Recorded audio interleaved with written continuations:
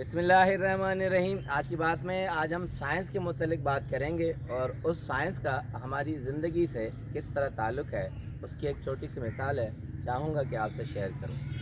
Charles raster American साइंसदान हैं, यानी रहे हैं। 1900 में पैदा हुए, 1985 में फौतगी हुई, 85 साल में। मगर उन्होंने एक बहुत बड़ा काम ये किया कि कैलिफोर्निया रिसर्च इंस्टीट्यूट से उन्होंने निस्फ सदी तजुर्बा किया।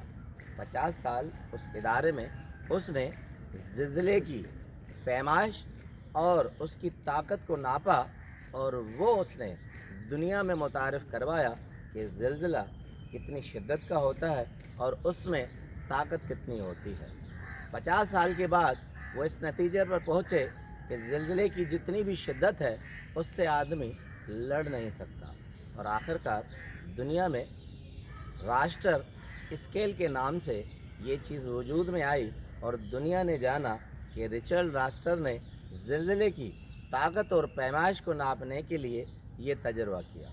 अब कहते हैं कि उनसे अक्सर मकामात पर पूछा जाता था, तो उन्होंने एक इंटरव्यू में कहा कि मुझसे अक्सर ये पूछा जाता है कि अगर ज़िलज़िला तेज़ नौयत का हो तो हम फिर कहाँ जाएं।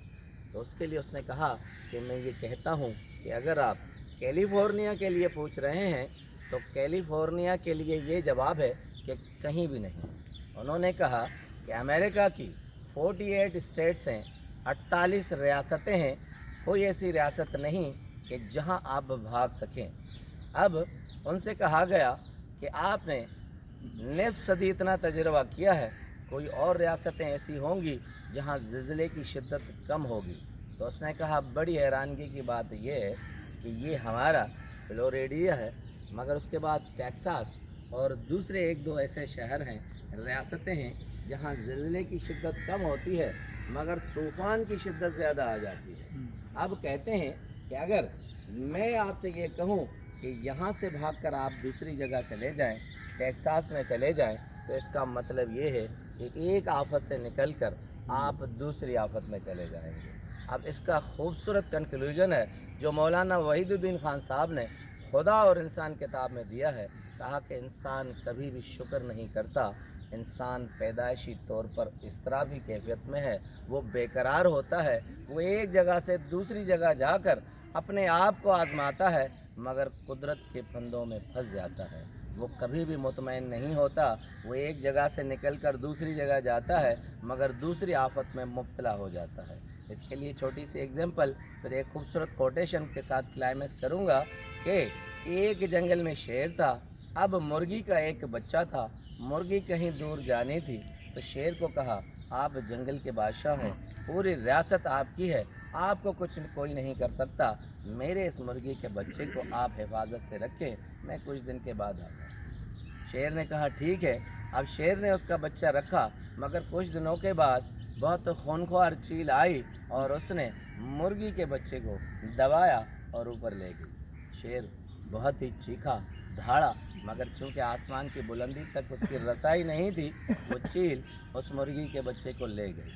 अब कुछ दिनों के बाद जब मुर्गी की माँ आई तो उसने कहा मेरा बच्चा आपके चील उड़ा कर ले गई।